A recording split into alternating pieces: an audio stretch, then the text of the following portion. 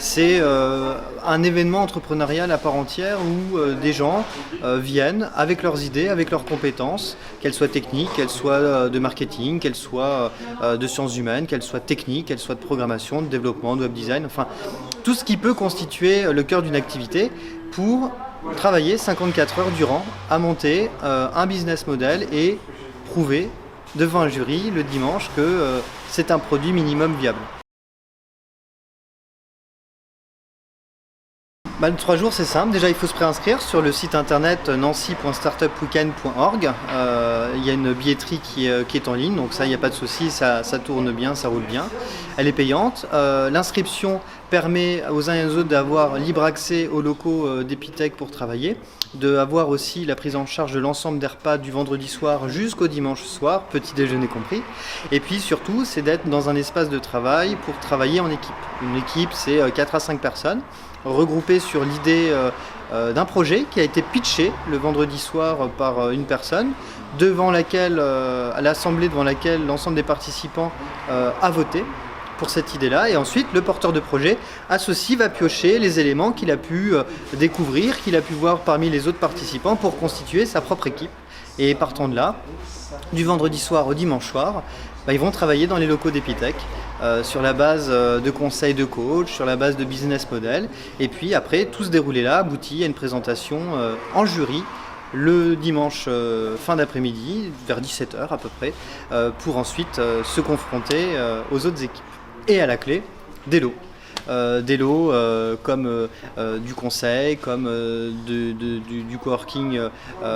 puisque l'événement est aussi avec un certain nombre de partenaires comme Orange, comme le Grand Nancy, comme la Poudrière, comme d'autres acteurs, je ne peux pas les citer tous, mais on en a une quinzaine de nouveaux et de fidèles partenaires. Et le but derrière, c'est que ce ne soit pas un coup dans l'eau, mais que l'équipe, si elle veut continuer, puisse réellement être en mesure de proposer et développer, voire créer sa propre activité. C'est la 4e édition. Sur les 3 premières, certains ont survécu, certains sont montés, d'autres finalement se sont rencontrés et ont créé tout autre chose, et puis on pourra échanger ou se rappeler les success stories qui sont nés des Startup Weekend Nancy. Alors on a prévu de faire venir des coachs comme chaque année, comme à chaque édition de Startup Weekend Nancy. Les coachs interviendront dès le samedi, donc les équipes vont se former et brainwasher leur projet le vendredi soir, et le samedi dans la journée, les coachs vont aller à leur rencontre et ils vont déjà commencer à s'assurer que les équipes ne partent pas dans des délires irréalisables, et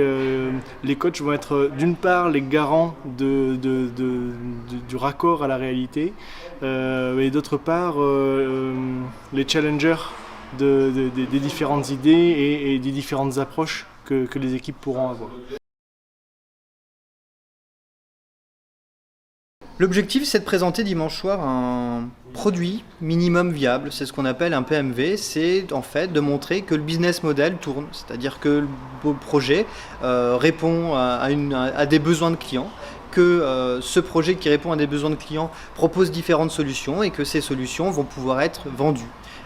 pour générer un chiffre d'affaires ou générer une valeur, parce que on n'est pas que dans du tout business, on a aussi l'économie sociale et solidaire, et que parfois le bénéfice peut aussi ne pas être que financier, mais aussi un bénéfice social ou environnemental. Généralement, ce sont des gens qui sont dotés d'une écoute